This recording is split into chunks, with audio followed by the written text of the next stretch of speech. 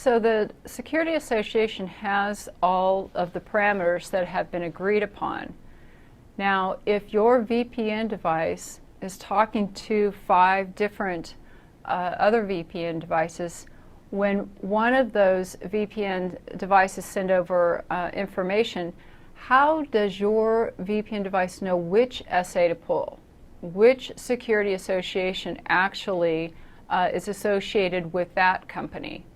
Because in your VPN device, there's going to be a database of different SAs for all of the different VPN connections that are set up. Well, it's something that's called the security parameter index.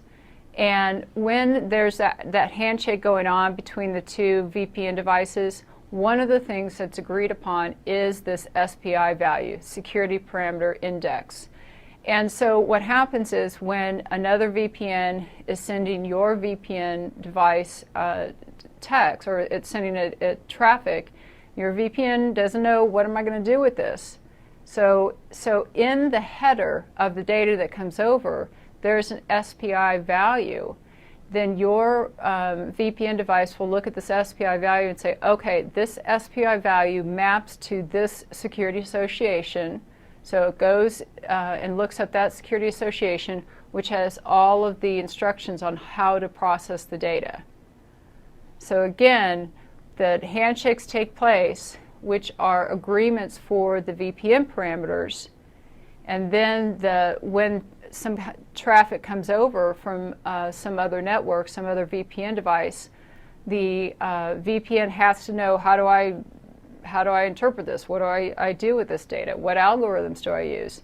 So in the header, there's an SPI value that your router or your VPN device will know, okay, this SPI value is mapped to this SA, and it'll go into that security association and know how to process the data and then send it on to the actual computer on that network that it's supposed to go to. Now, security associations are also directional. That means you have one security association for being able to communicate to another end, and you have another security association to accept the data.